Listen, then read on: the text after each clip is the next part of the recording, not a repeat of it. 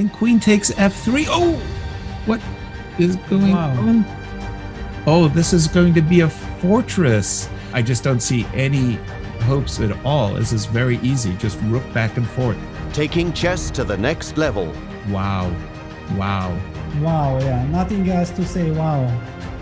Creating the future of the sport. Introducing the Champions Chess Tour. 10 months, 10 tournaments. The world's best players online and... So this is the broadcast tool here, ladies and gentlemen, as you can see in all its glory. You can see the notation. You can also see the engine evaluation next to each move, and also how long they spend. What I like is you can make your own moves on the board. You can check the alternatives to what the players did. And even for the moves you make, you get the computer evaluation here. Fantastic. I think you get it quicker and better as a premium member, such as yours truly. What I also like, there is a chat function. You can exchange things with people from all over the world. If you want to see something else, let's say you're watching a tournament and you want to see all the games at once, no problem displaying. I have no idea how many games there are, like 128 games at the same time. Can do even more. This is a team competition. You click on multi-board. That's beautiful. You can see all the 8 games going on at once. You can see the games and standings, which I... What we got? I'll click around. Games and standings here. Yeah.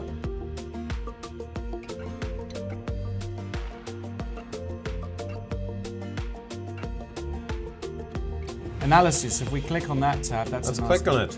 You can see that it's a great little graphical illustration. The red line is 0, that is the absolute even mark. And if the white bars go up, the further up they go, the bigger the advantage. And the black bars show a black advantage. Then there's a database, and here we get the alternatives. And if we click on a move in the database, bam, it gets played on the board. Fantastic. And then the PGN can even be downloaded. I like that feature. Yeah. Whatever tournament or game you're following, you click it and you open it in the program of your choice. Yeah, and one of the great things I like to see as well is when we get a video from the playing hall. I like to see them in their seats, nervous, you feel the tension, you feel like you're there, don't you? Chess is really becoming a spectator's internet sport. Great that we can see that. I also love to see the fact that we can get in some of our friends to join us during the broadcast, and it's all interactive. That's what we love. And a lot of overview functions there. A lot of great functions there, ladies and gentlemen. Make sure you take advantage of all of them. Let's get back to the commentary. Keep tweeting us, hashtag C24Live. We love to hear from you. Ask us anything mainly about Lawrence life, but if you have other questions, they're also welcome. Also send us anything you like about Jan. Hashtag C24Live. Absolutely.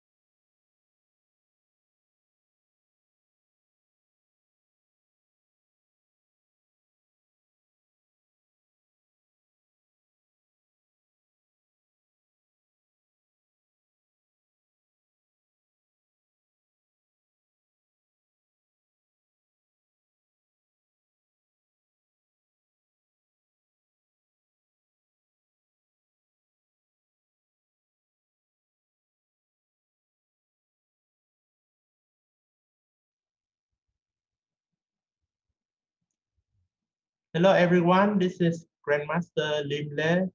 Today I am doing a 1 hour live analysis of one of my favorite games that I have played before.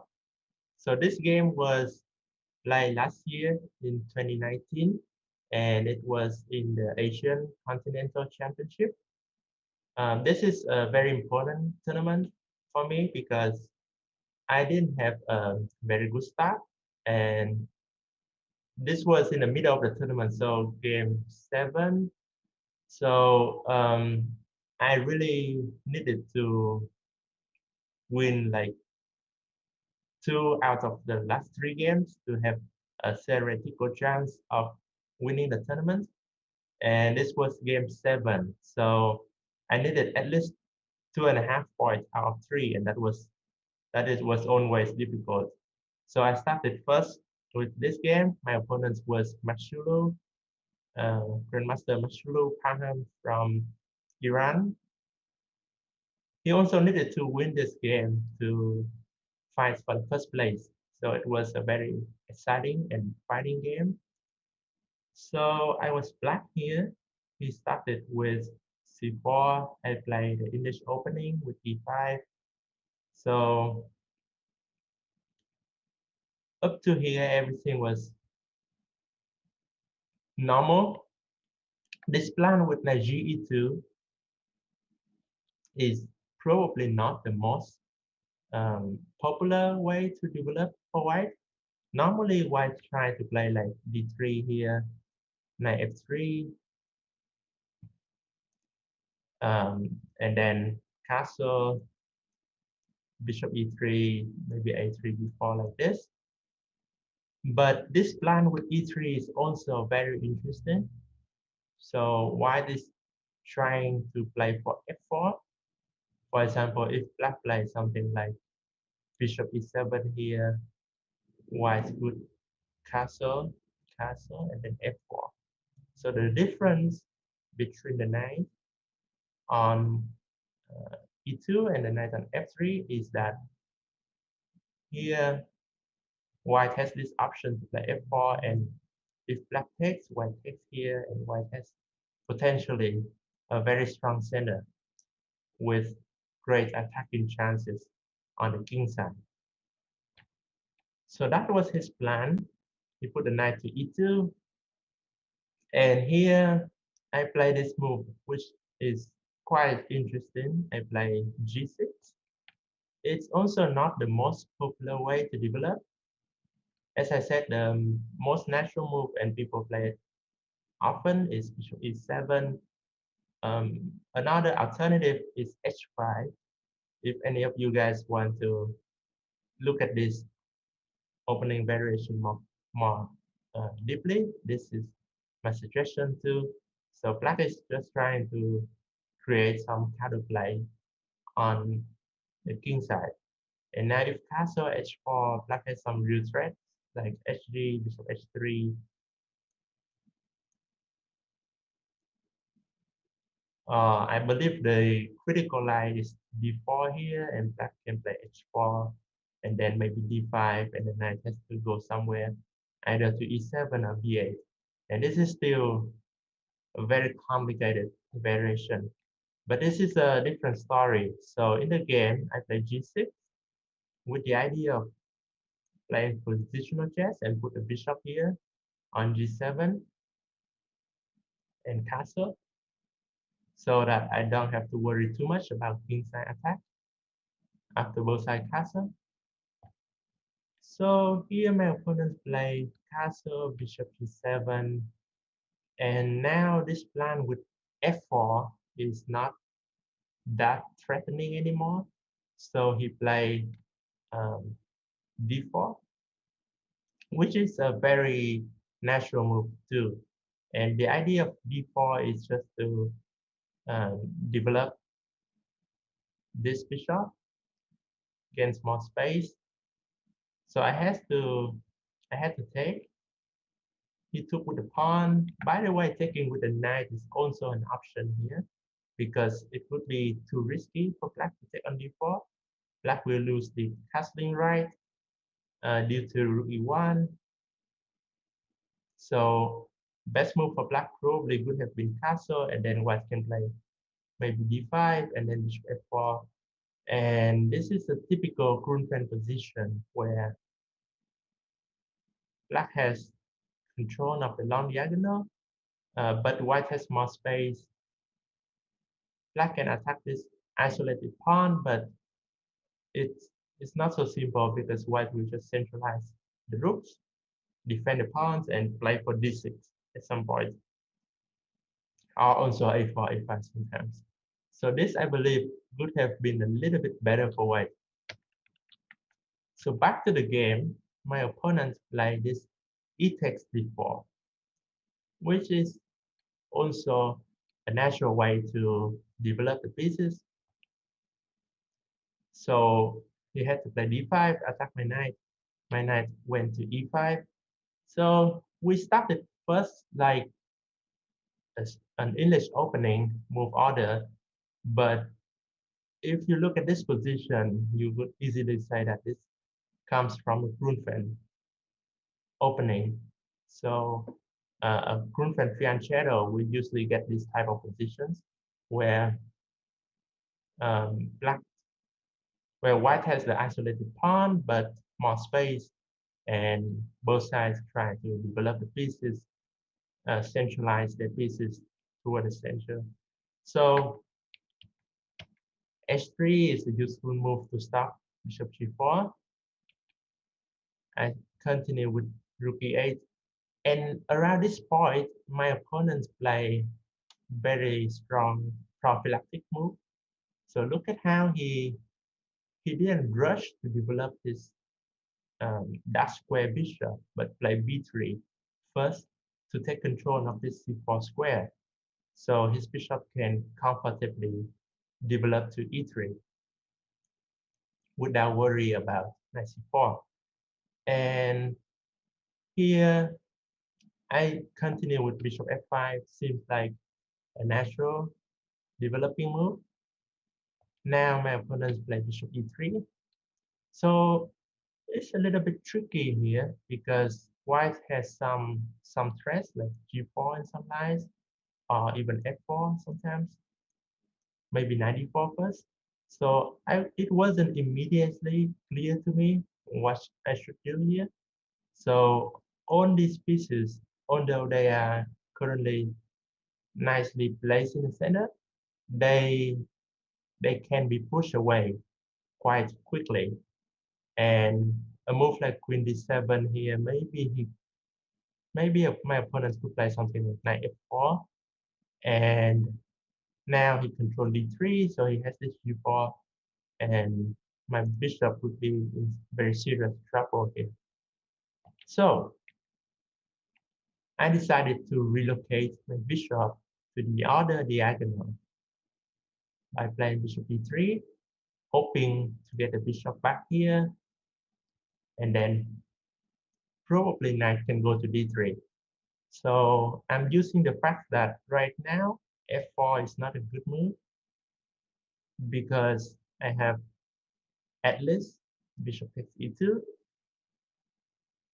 or I can actually go some knight g4, but bishop takes e2 seems to be okay.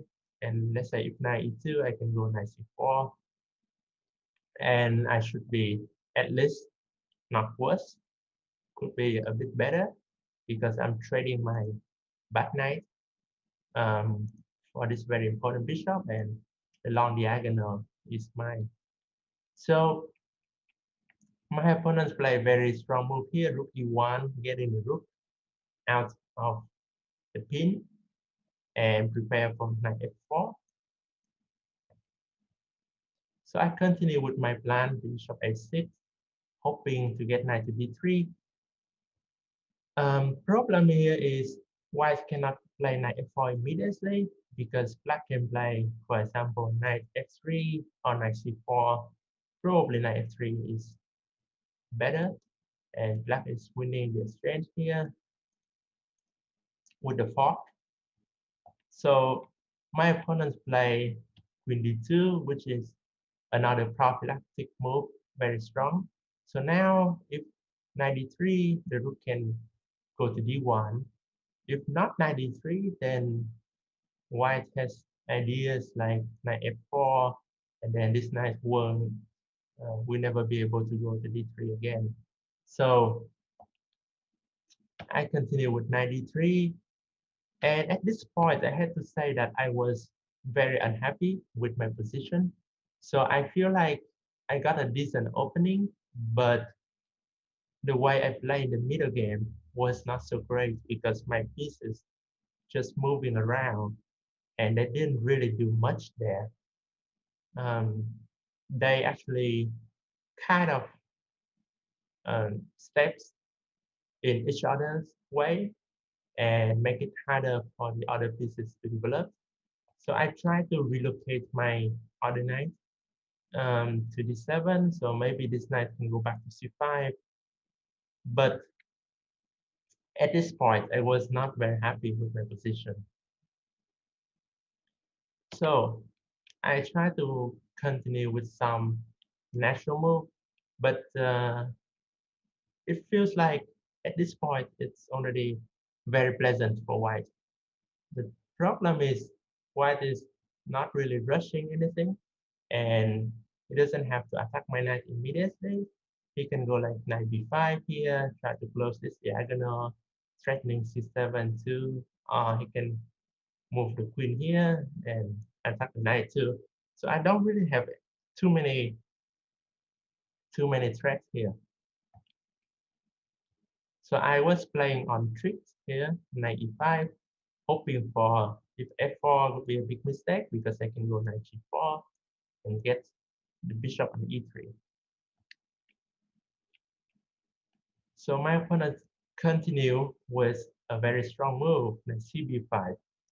And this is strong because now f4 is a real threat.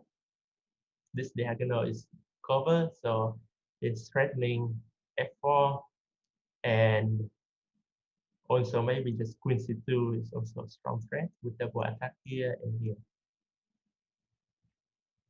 So at this point, I think it would be fair to say that white had a large advantage, almost winning. However, I like this game not only because I play bad, but because I didn't really lose this game. I managed to come back from this position. So I play here queen d7, attack the knight, a4. Up to here, my opponents play perfectly. Everything was just so well played by my opponent. So I continue. I had to retreat with the knight, but this was already pretty bad. Queen c2, the knight cannot go anywhere. So I play took on b5 and play b6.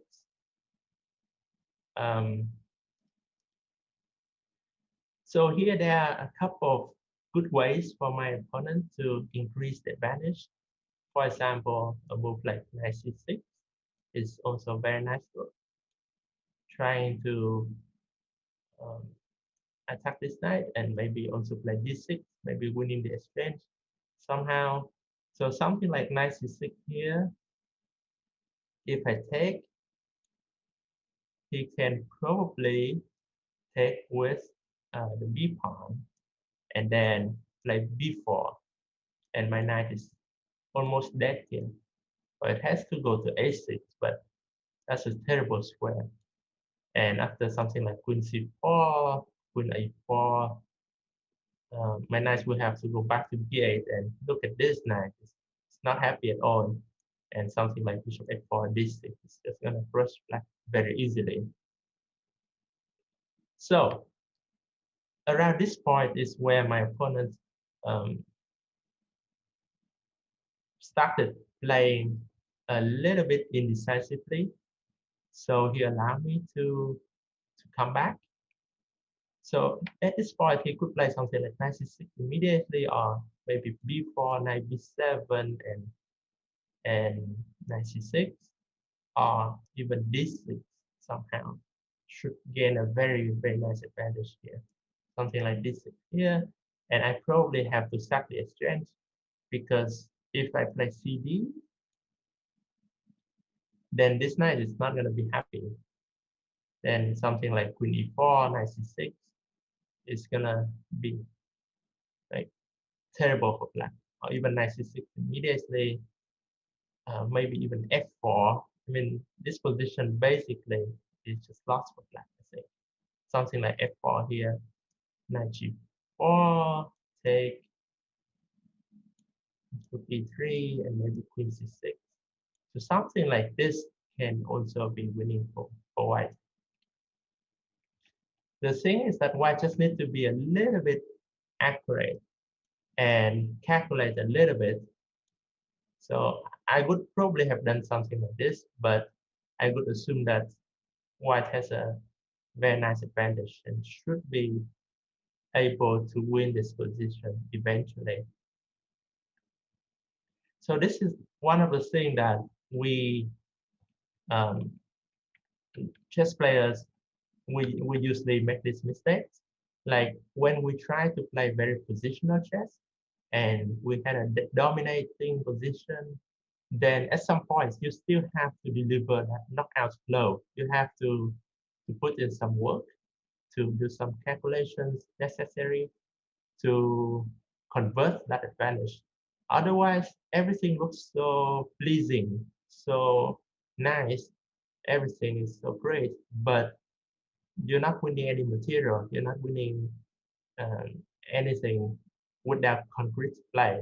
So this is one of the positions where I started playing a little bit slow, a little bit indecisively, and that allows me to improve my position. So this move bc1 would be the first mistake of the game from White's perspective. So Marcelo is a very talented and strong player, but at this point he probably was enjoying his position too much that he didn't want to look for something concrete. And that's the thing. If you don't put in the work necessary, then your opponents are not gonna just lay down and resign. It's even in a winning position, you still have to win it. So after a5 here, my opponent could still play something like knight c6 and be much better. It's not so easy as before because now it's getting harder to play b4.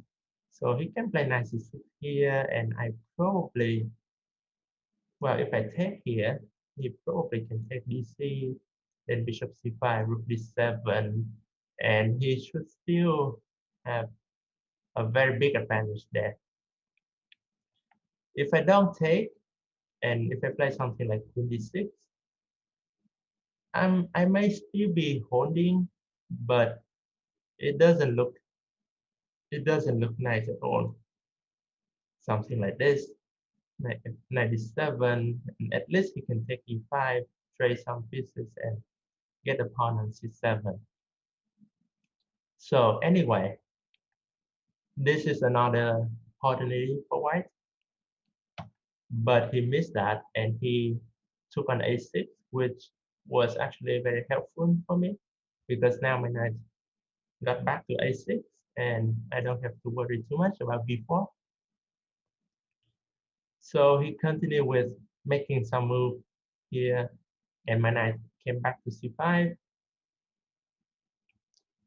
Yeah, here he was a little bit indecisive again. So he played some waiting move, hoping for my mistake, but actually with every move, my position improved a little bit by a little bit.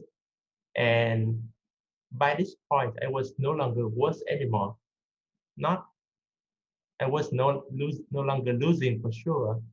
Probably not even worse because now suddenly my pieces are all well placed and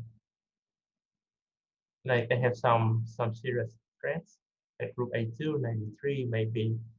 So my opponent was probably still feeling too optimistic here. So he rearranged the queen to e2, and he still has some threats like d6. So here I remove my rook from e8 and try to put it on the other open diagonal, sorry, open file. And this move is also to play against f4, because if f4 I have knight g4. So my opponents play b4. This move allow my knight to come back to my dream square of d6. So actually, yeah, until here, after queen c8, I was already liking my position, because if you compare it to like just 10 moves ago, not even 10 moves, it's probably like 8 moves ago, my position was so hopeless. But now all my pieces are in wonderful square. The the rook is active here on the second rank. This rook is potentially active here too. The knight is well placed.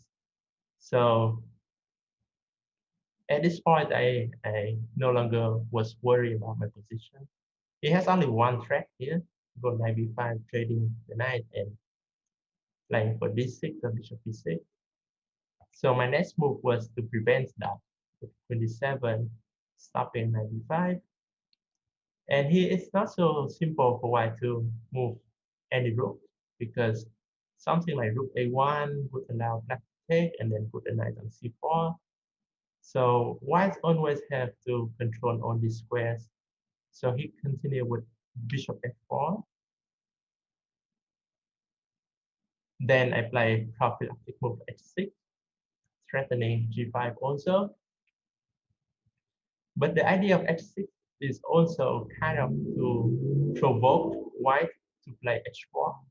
And then I play h5. So now I get this square on my knight.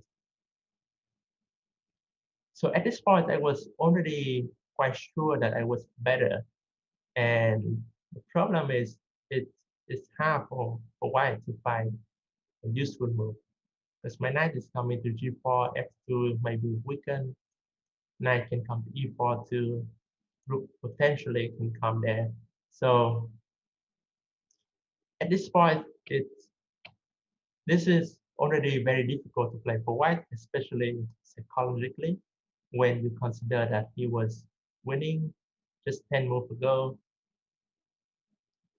and suddenly everything changed. So after knight g4, white had to play bishop h3 to pin my queen. And here is one of my proudest move in the game, where I play this. Well, not exactly this move, but I mean the couple of next move will show you guys that black has a very serious attack. So I continue with rook e to e2, continue putting pressure on f2. So f3 was the only move, and then here I could have played a better move. I could have played queen to e8 here. That would be a very good move. The reason is that, well, first of all, I get my queen out of the pin, and I'm threatening things like knight e3 or rook f2, even knight h2. So if he takes my knight, then I can go like queen e4, and it is hopeless for white here, because the simple threat is just rook h2, rook h1, checkmate, and white has no defense on the second rank. So something like rook e1 here also loses to bishop e4, knight e4, queen d4, king h1, rook h2, checkmate. So queen e8 could have been a very nice way to win the game. but I didn't manage to see that. So I played this f5, which I believe is kind of a natural move because I see that, okay, if he takes my knight, I takes back. The bishop cannot retreat to g2 because I just take the bishop and I should be better. So white doesn't have a useful move here. And with this move f5, I also get out of the pin and I'm threatening knight h2 as well. So my opponents play this move rook e1, trying to reduce pressure on the second rank by trading off the rooks.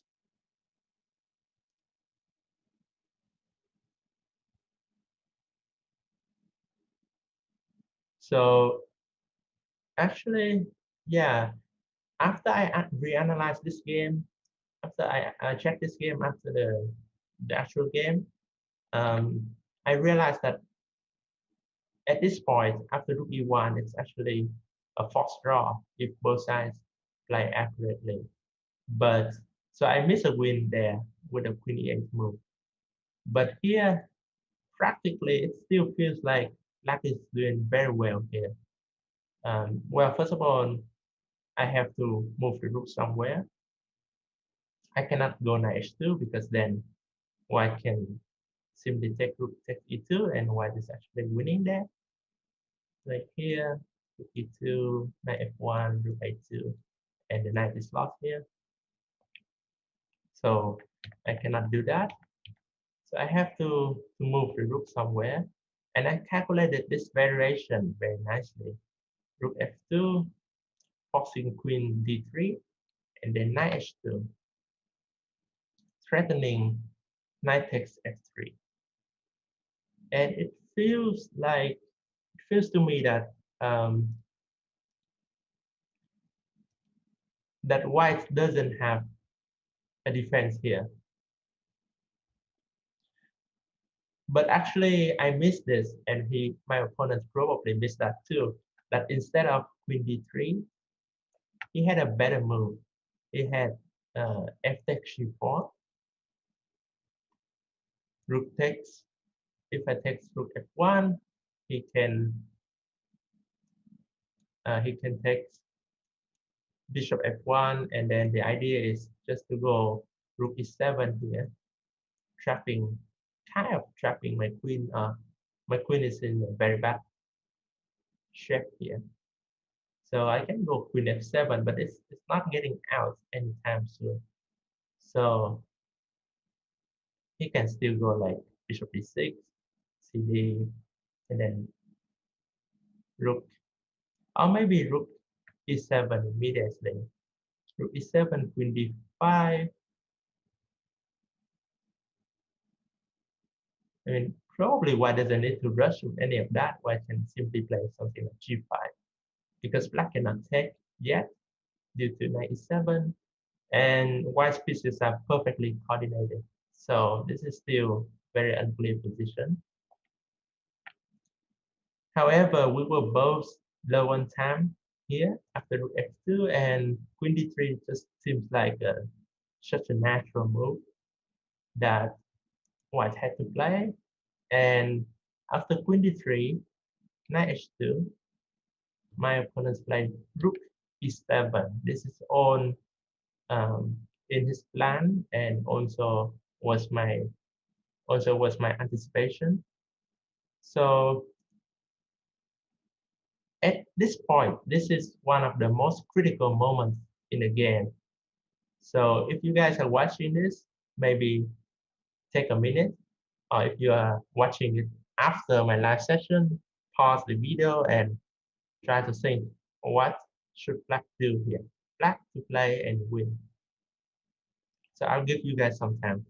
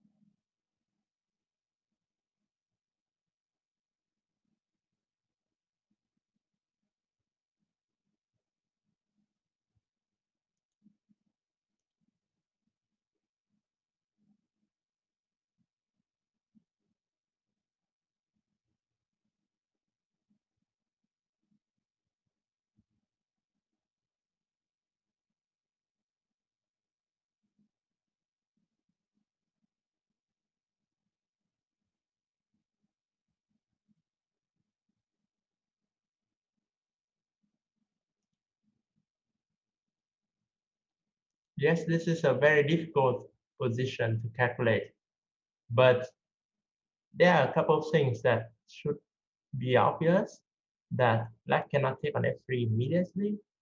For example, take, then white can just sack the queen, and black is down material here actually. So rook f3, rook d7, and black is not getting any checkmate. If black moves the queen back, then white can take queen g7, king g7, and queen d4, and then queen takes f2. And it's still quite unclear here because after this, king f2, the knight is trapped here. If white can get the knight, he actually has 3 pieces against the queen, which is pretty good for white. So it is certainly black's attack is over, and black risks being even worse here. So the problem is black really needs to create a mating net against white's king. But how do we achieve that?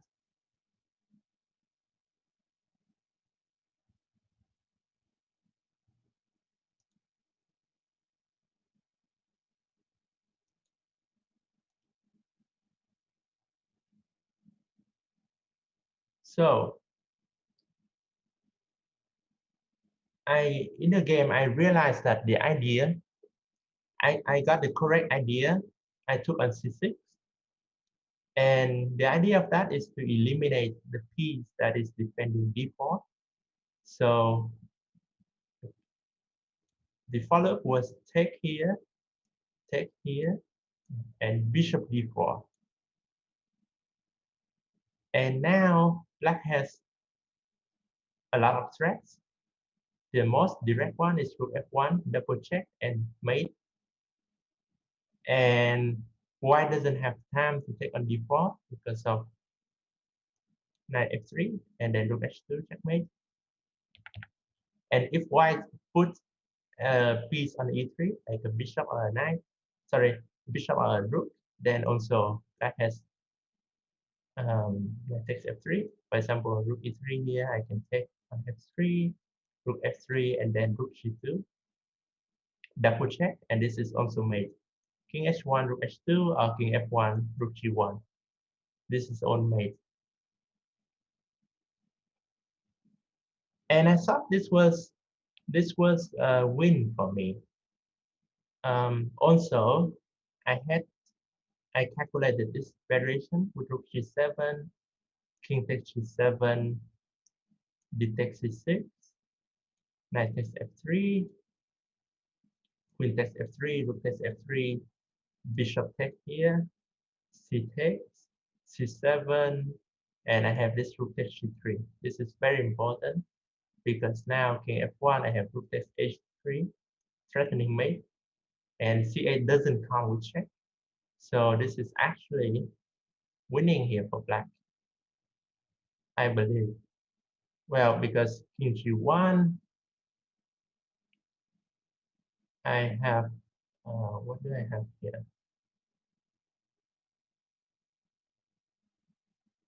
Yeah, I have just rook a8 defending. So I give my rook back for this pawn, but I got a winning rook endgame with a lot of pawns.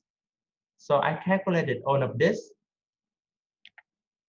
and I thought I was winning. Yeah, this line is totally winning. Or if white take on c6 with the rook, it's the same thing. Let's still take on f3, take here, rook c7, and then I have knight f7, I believe. Yeah, knight f7, bishop e5, king, was it king g8 or king f8? I'm trying to remember what I calculated there. Probably king f8.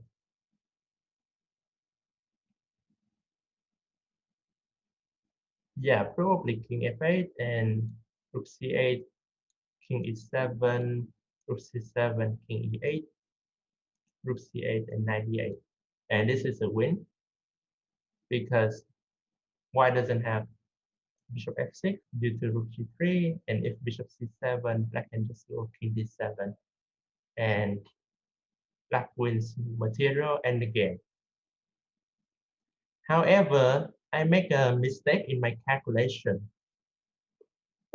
After queen takes c6, d takes c6, bishop d4,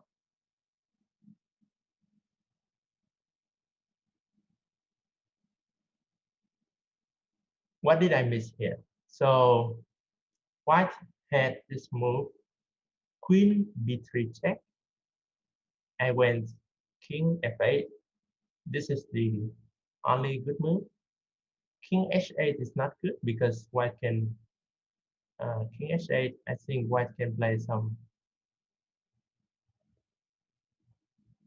bishop e5 maybe. Bishop e5, take, rook e5.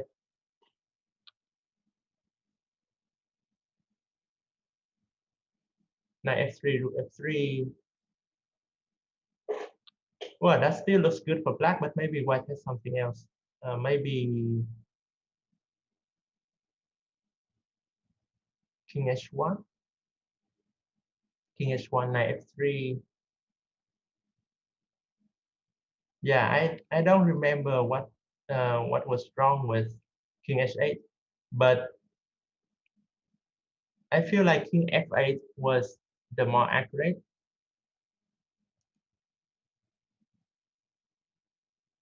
Oh yeah, yeah. So I remember now. If I play king h8, then white can actually play king h1, knight takes f3, and then just queen takes a2 here. Queen takes a2, rook takes a2, and then bishop g2. And white stop the mate here on h2, and white is up an exchange. Not to mention that this threat, rook c7 and bishop d6, are both winning. So that's why I had to play king f8. So keep this rook under attack. So the problem now is if white play the same thing with king h1, which my opponent did, knight f3, queen a2, rook a2. If now bishop g2, then I can simply take e7. That's the difference between king f8 and king h8. And if my opponents here play something like bishop f6, then I can take bishop g5, king can go back here, bishop h6, bishop g7, and this is a win for black. Take, and knight f3 is still coming, and this is a deadly threat. So, however, when I calculated this queen c6 line, I saw everything until king f8, and I thought black would win this position. However, I missed a very beautiful move from white. That is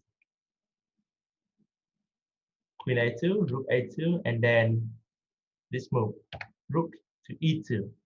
So white give back the rook, but not on e7, but on e2.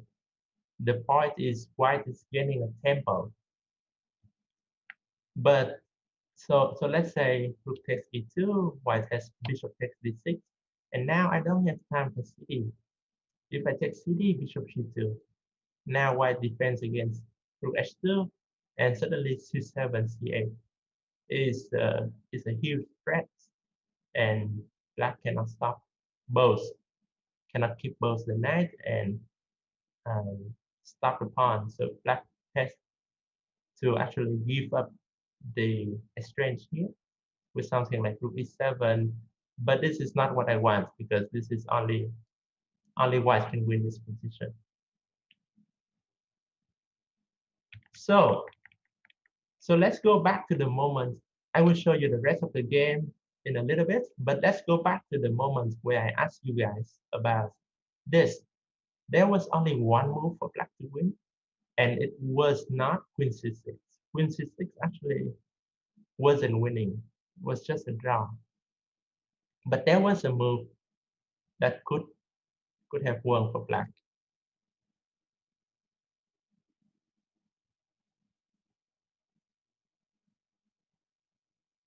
So the best move there, and it surprised me because I actually my move queen c6 was with the same idea, but I could have done it immediately, which is bishop d4. I didn't have to take the knight. Why? Because if the knight takes d4, then I can take the rook, and I'm still up the exchange. If queen d4, knight f3 is mate, so white actually does not have too many options there. So, oops. So here, after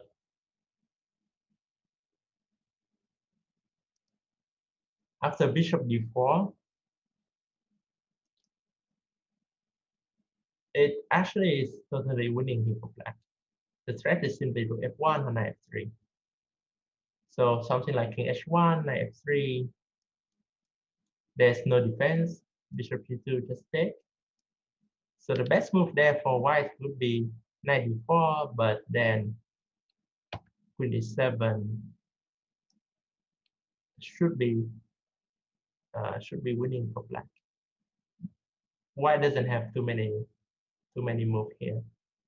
Although the knight is not ideally placed on h2, it's still a knight, and white's pieces are not coordinating very well with each other.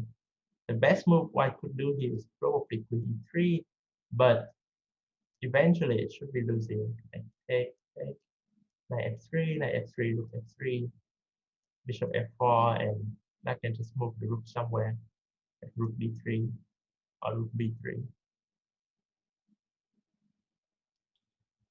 And the two rooks are definitely stronger than two rooks and knight, definitely stronger than rook and two bishops here.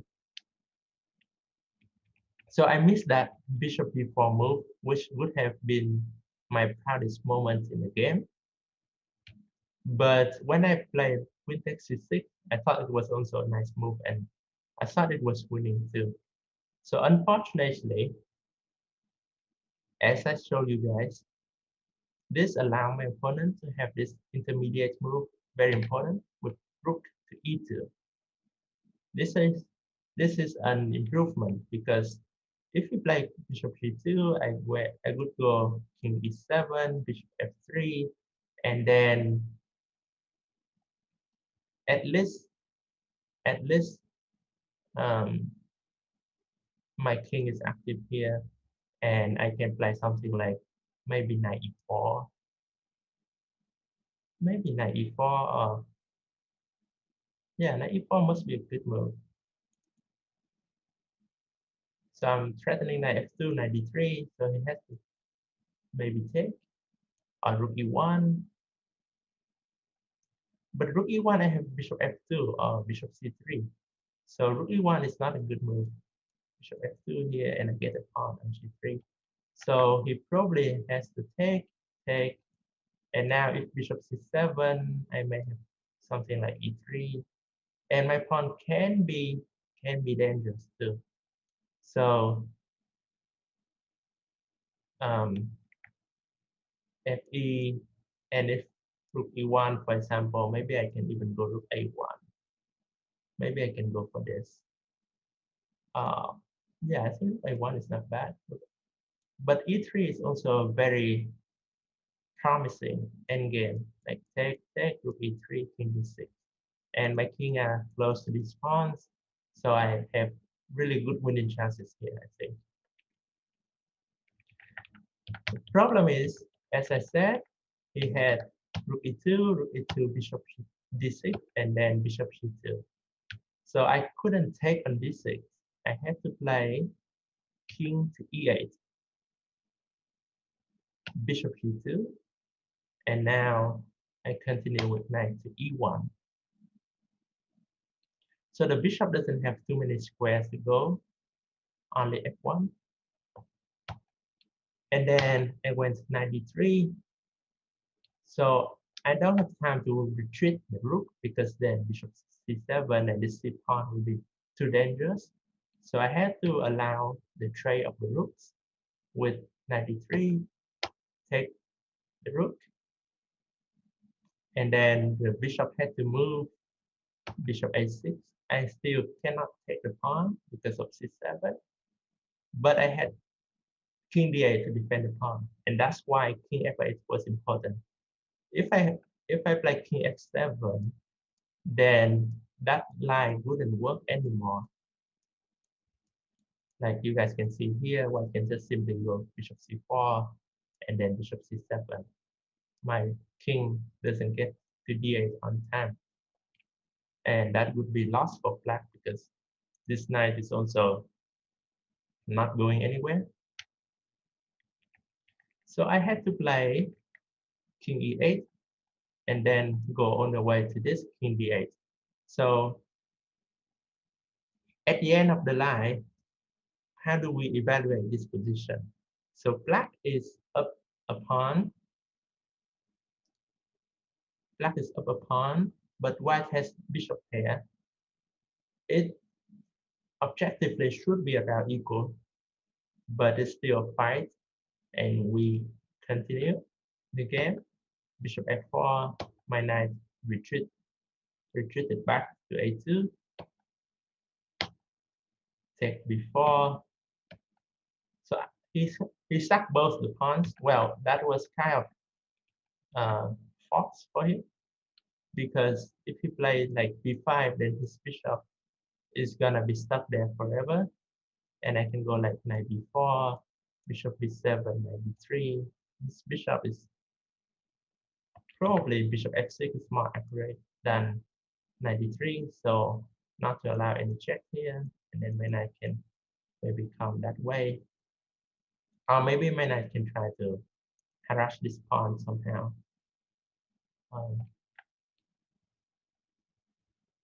Yeah, on even 93 should be okay too, or 95.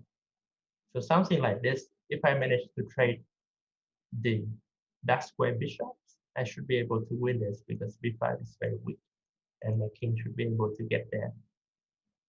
So anyway, my opponent's playing with the correct plan, bishop c4. He sacked both the pawns, but he went after my king side pawns. And now he also got his own pass pawn here. So objectively should be around equal, drawish, but my bishop is the good one defending the long diagonal. So we continue fighting. I started pushing my pawns. His bishop pair advantage gave him very serious drawing chances. The only thing he had to be careful is not to allow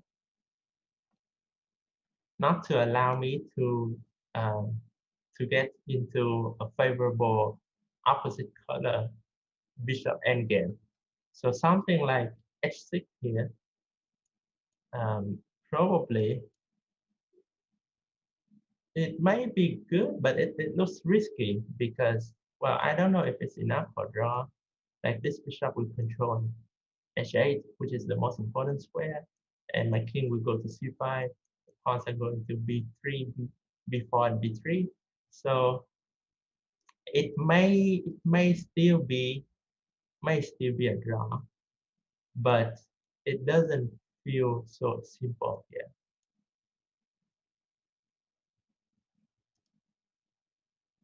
So in the game, my opponents play bishop g6, try to attack my pawn here. So I play knight e7. Actually, king e6 was a better move, and just trying to push my pawns. I guess I didn't like some g4 move here. And I thought like if I allow him to trade that way, his bishop will have good control of this diagonal and it's gonna be more difficult to win. So I play knight e7 and then I decided to put my bishop back on h8.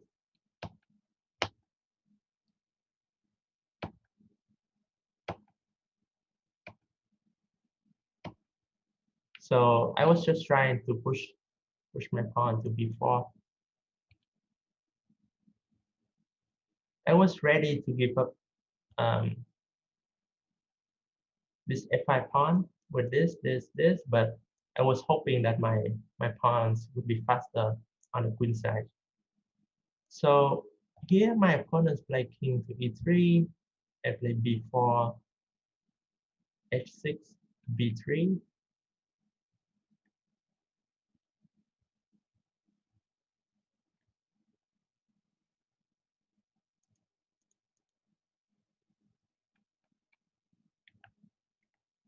So here's another, this is the last critical point of the game. So do you guys think white should take on d6 now? And then take on f5?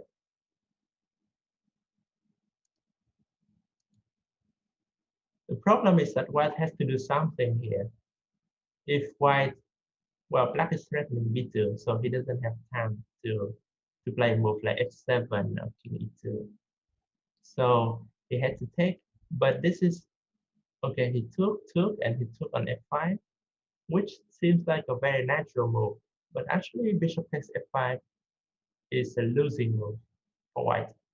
It may look so simple, this cap endgame, when both sides have absolutely equal material and it's very limited material anyway, and it feels like both sides pawns are not going anywhere. But this move actually loses the game because my king gets to the queen side much faster with king c5. And let's say, and this is an endgame that you guys should know, that, I mean, any chess player should know that only if white can get the king back to b1 in time, then white can draw. But in this case, white doesn't get it in time. So for example, king e2, here, black can play bishop f6,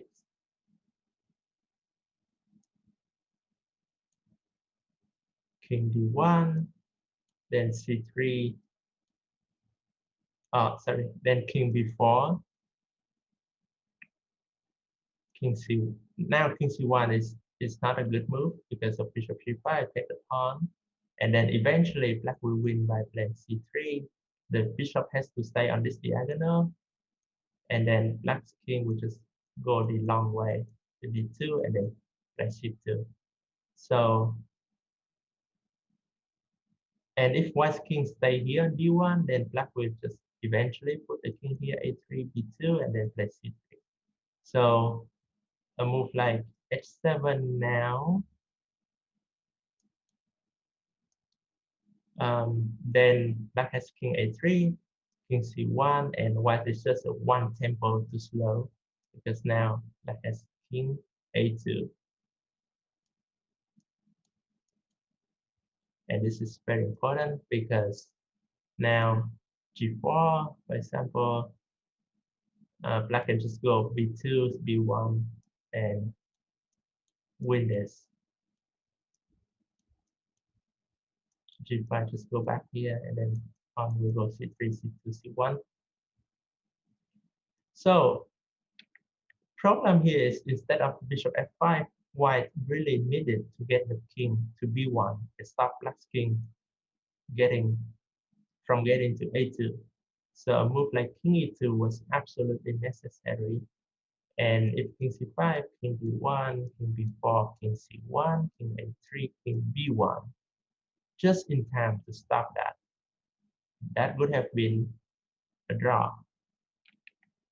But my opponent played bishop takes f5, which is a very natural move. And here I also play a natural move, but that was a huge blunder too. So I play bishop f6. Seems like a natural move to get the bishop out of the way of the pawns and preparing for this. But after king d2, he got um, the king to b1. Well, not immediately. As I said, if king c1 now, bishop g5, bishop x6 wins. But he was in time to play h7 and then king c1 and king b1. And this is a draw because there's nothing black can do. Black cannot really go with the king to d2. Like if I go king c5, white can go king b1, king b4. White will just stop the king there with, well, one can just wait here, I guess. Also just g4, king e3, and just wait. And anytime black plays c2, white can just take that pawn. So it was absolutely critical to play with the king to c5 here. And well, king b4 or bishop f6, same thing, king b4, king b1, and then bishop f6. So black needed to play this move to prevent white's king from crossing to c1 because there's bishop g5 and if h7, then king a3, and black is in time to get to a2. By the way, that move bishop f6 was necessary because if black played king a3 immediately, maybe white has some bishop e6. Well, right now I think bishop e6 still doesn't save white, I guess, because bishop e6 b2. But yeah, so probably king a3 also wins. But bishop f6 is also an easy way to prevent king c1, and then black has king a3, king a2, and then b2, b1. So I chose this game to analyze today because it shows it was not the most accurate game that I've ever played. In fact, I missed a couple of brilliant moves to win. First is the bishop d4 move here. And the second one, well, the first was actually queen e8 here. That would have been a lot easier. Second missed opportunity is bishop d4. And the third one was in the end game where instead of bishop f6 that I play, I could have won with king c5, the end game here. So I actually missed 3 chances to win this game, but from my opponent's perspective, he also missed a couple of very good chances. Well, his chances are a little bit less clear. Like around this point, he could have played knight c6 or b4, or here also knight c6 or d6 here. Both are pretty good and should be winning for white. But in general, I think it's a very fighting game, very exciting game, and I've learned a lot from this game too. And I think it's important to learn from the games that we don't win because oftentimes we make mistakes in these games. So for me, it was a very good game to learn from. Again, not a perfect game because I played the middle game not very well. I got a losing position, but then I came back, fought, and had a winning position. So it was a very back and forth game, but I really, really like this game. Very fighting game from both of us. So yeah, that is my live analysis for today. Please let me know what you think about this game in your comments below. And thank you everyone for watching. I look forward to seeing you guys in my next session.